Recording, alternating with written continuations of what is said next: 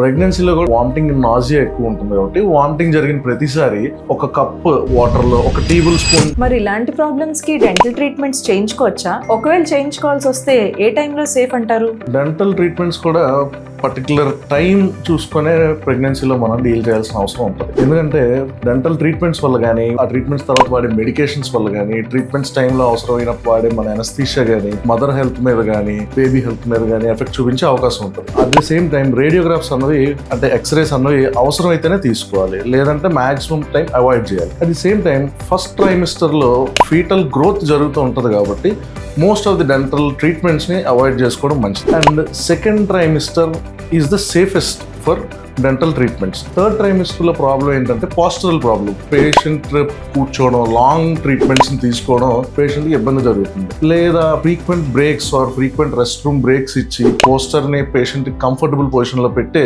Third trimester లో ఒకవేళ అవసరం అయితే ట్రీట్మెంట్ చేసుకోవచ్చు. ఇలాంటివన్నీ ప్రెగ్నెన్సీలో అవాయిడ్ చేయాలంటే ఎలాంటి కేర్ తీసుకోవాలి? ప్రెగ్నెన్సీలో కూడా మనం రెగ్యులర్ ఓరల్ కేర్ ఎప్పుడు చెప్పేది తీసుకోవడం అనేది మర్చిపోకూడదు. అంటే twice brushing, flossing, rinsing important. At the same time మనకి ఫస్ట్ అండ్ సెకండ్ ట్రైమిస్టర్స్ లో వామిటింగ్ నాజియా ఎక్కువ ఉంటుంది కాబట్టి వామిటింగ్ జరిగిన ప్రతిసారి నోరు శుభ్రంగా పుక్కిలించుకోవాలి. అవకాశం ఉంటే ఒక కప్ వాటర్ లో ఒక టేబుల్ స్పూన్ బేకింగ్ సోడా వేసి పుక్కిలించుకోవడం, లేదా ఆల్కహాల్ ఫ్రీ మౌత్ వాష్ తో పుక్కిలించుకోవడం చేసుకోవాలి. అండ్ మోస్ట్ ఇంపార్టెంట్లీ ప్రెగ్నెన్సీ టైంలో డైట్ కాన్షియస్ గా ఉండాలి.